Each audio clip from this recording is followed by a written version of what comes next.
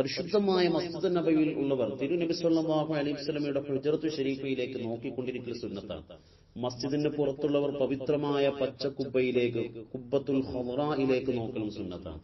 ലോകത്തെ ഏറ്റവും മഹത്വമുള്ള രണ്ടാമത്തെ പള്ളിയാണ് മസ്ജിദുൻ നബവി. മസ്ജിദുൻ നബവിയുടെ തെക്ക് കിഴക്ക് മൂലയിലാണ് പച്ചക്കുബ്ബ നിലകൊള്ളുന്നത്.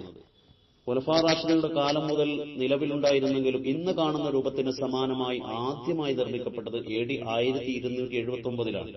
അന്ന് തിരുനബി സല്ലല്ലാഹു അലൈഹി വസല്ലമയുടെ ഖബർ ഷരീഫിന് മുകളിലായി ഉണ്ടാക്കിയ കുബ്ബ ചായം തേക്കാതെ മരം കൊണ്ട് നിർമ്മിക്കപ്പെട്ടതായിരുന്നു. മംലൂക്ക് രാജവംശത്തിലെ സുൽത്താൻ മൻസൂർ അൽ ഖലാവുൻ ആണ് അത് പണി കഴിപ്പിച്ചത്. 1818 ഉസ്മാനിയ കാലഘട്ടത്തിലാണ് സുൽത്താൻ മഹ്മൂദ് രണ്ടാമൻ ഇന്ന് കാണുന്ന രൂപത്തിൽ കുബ്ബ പണി കഴിപ്പിച്ചത്. കാലപ്പഴക്കം കൊണ്ട് കേടുപാടുകൾ വരാതിരിക്കാൻ മരത്തിനു ചുറ്റും ഈയം ആവരണം നൽകുകയും ചെയ്തു. 1837 ആദ്യമായി കുബ്ബക്ക് പച്ച നിറം നൽകപ്പെട്ടത്. അതിനു മുമ്പ് വെള്ള നീല ചായങ്ങളാണ് കൊടുത്തിരുന്നത്.